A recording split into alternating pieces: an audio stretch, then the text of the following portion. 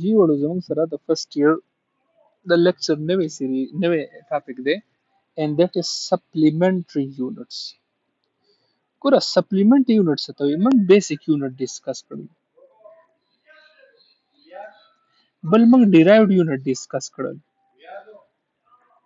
موږ بیسیک یونټ ډیسکس کړل موږ ډیرایوډ یونټ ډیسکس کړل بیسیک یونټ په تعداد کې 7 دی په سیستم انټرنیشنل کې او دا چې کوم دی دا ډیرایوډ دا ډیر شي دي خو ځینې یونټس په کې دې سره رالل کنه چې هغه نیدر بیسیک دي نه دا ته په بیسیک کې یې شي او نه ډیرایوډ نه ته په ډیرایوډ کې یې شي او هغه ته ویل شي سپلیمنټری یونټس those units which are neither basic nor derived the units are dimensionless units د دې ډایرکټ یونټ نشته ٹھیک شو د یونټ دا dimensionless units دي مطلب تیټا دا نو موږ وایو 45 ډیګري یا تیټا بیسیکلی د اس پای ار برابرې نو میټر بای میټر نو دا بیسیکلی ډایمنشنلیس ویریبل شو dimensionless units they are used along with the base units to form derived unit دا supplement unit د بیس سره میلاو شي لکه radian per second square دا د بیس سره میلاو شي او موږ له derived unit جوړ کی په سیستم انټرنیشنل کې there are two supplementary units یو د radian او بل د steradian نو دا ریډین د څه شي یونټ ته موږ لاول هغه کوانټیټي ډیسکس کوو دا ریډین یونټ ته د انګولر ډیسپلیسمنت په اصلیت کې زاویه ته ویل شي تیټا ته وایي A body moving along a circle and the angle made with the center is called angular displacement.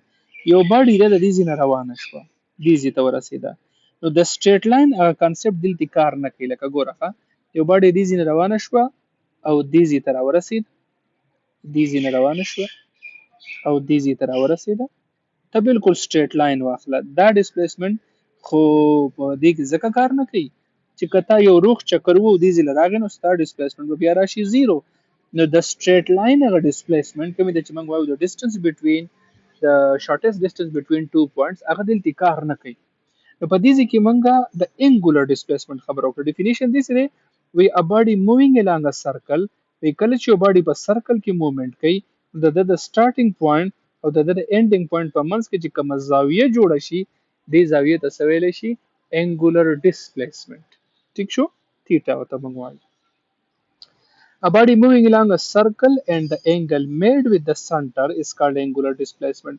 The concept of linear displacement does not work in circular motion. The linear displacement concept per circular motion ki kar na kai. The SI unit of angular displacement is radian.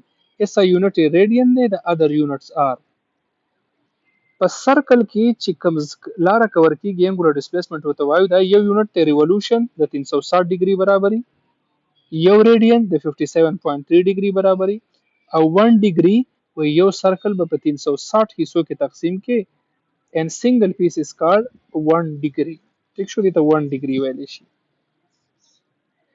اوس دا ریډین نه دی دا ریډین دا زمونږ سره اس آی یونټ دی اس آی او دا باقي چې کوم دی دا موږ سره کمرشل یونټ دی په کوم ځای کې ډېرې چکرې والی کېږي نو بیا موږ ریولوشنز استعمالو لکه زه تاته وایم چې ما فین سٹارټ کو او د فین سپیډ دی په یو منټ کې د 60 چکرې وي نو زه به څه ولیکم 60 rpm ټیک شو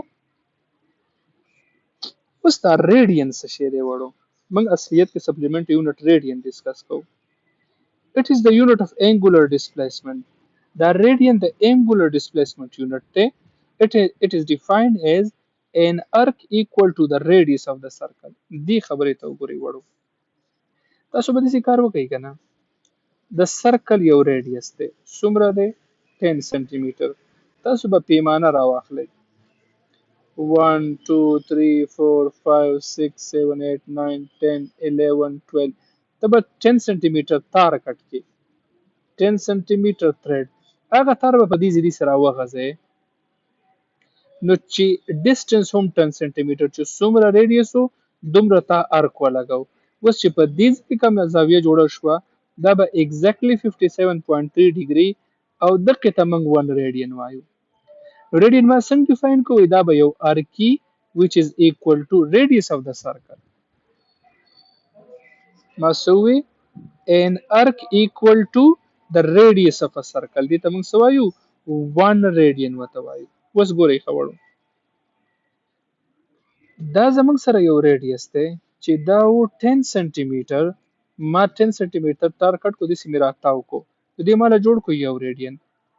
بیا مې راتاو کو 2 ریډین جوړ کړل. بیا مې راتاو کو 3 ریډین جوړ کړل. بیا مې راتاو کو 4 ریډین جوړ کړل. بیا مې راتاو کو 5 ریډین جوړ کړل. بیا مې راتاو کو 6 ریډین جوړ کړل. او چې بیا مې راتاو کو نو 0.28 ریډین شو. نو چې کله چې اشاریه 28 پیری چې اشاریه 28 پیری ما د تار راتاو کو نو د مل مکمل سرکل کور کو.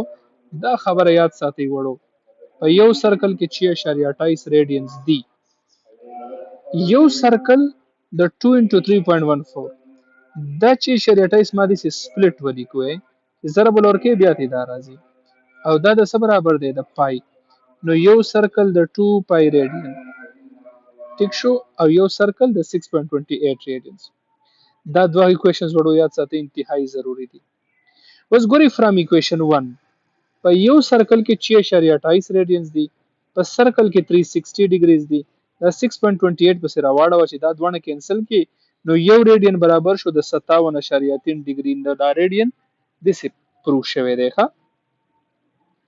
کله چې ته کنورژن اف ریډین انټو ډیګري چې کله یو ریډین ډیګري ته کنورټ کې دا خیر الټا دی ډیګري انټو ریډین. अब زه لک ټیک کما دا د ډیګري انټو ریډین.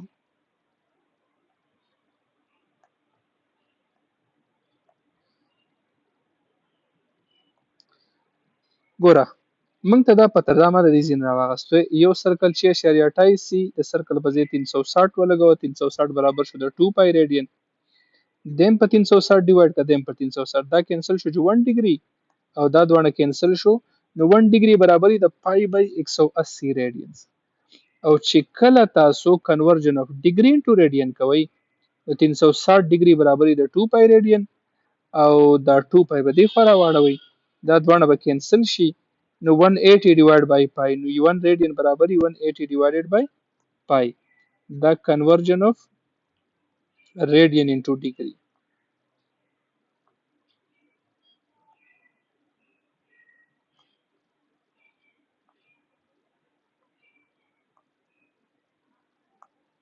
ټیک شو دا زموږ سره کنورژن اف ریډین انټو ډیګري.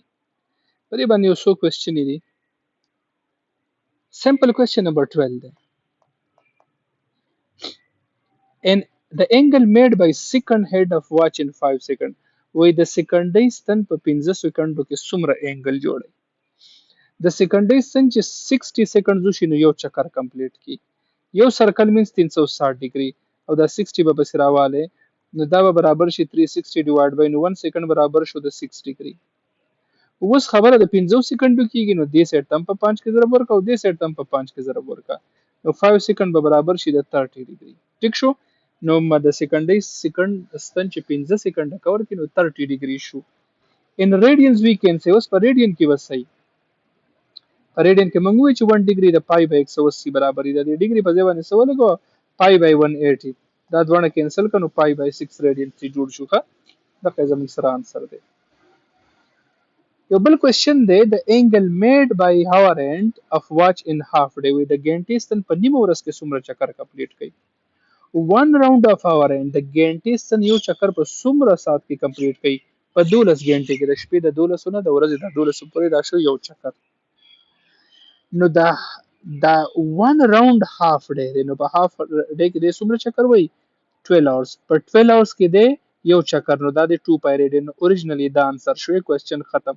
په بیا ما وی د روغ ورځ د لپاره به څومره جو د لم په 2 کې ضرب ورکا او د لم په 2 کې ضرب ورکا نو روغ ورځ کې مې د چې ما 24 غنټې وي هغه کې 4 پای ریډینز وای په نیمه ورځ کې 2 پای ریډینز وای. ٹھیک شو.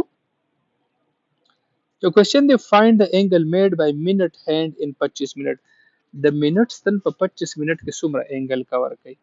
ما ته پته د یو چکر 360 ډیګري او د منټ تستن یو چکر په 60 منټ کې پوره کیږي نو د منټ ستن چې 60 منټ وګرځي نو د یو چکر کمپلیټ کې 360 ډیګري 60 دی خورواړه نو یو منټ شو 6 ډیګري. اوس خبره د 25 منټو ده نو دې سیټ تم په 25 کې ضرب ورکا او دې سیټ تم په 25 کې ضرب ورکا نو 25 منټ شو 150 ډیګري. اوس ډیګري ریډین ته کنورټ کړئ چې په دې کې ضرب ورکا چې دا دوه کینسل کې نو 25 منټ دی شو پای 5 پای بای ریډینز یا 150 ډیګري. ٹھیک شو.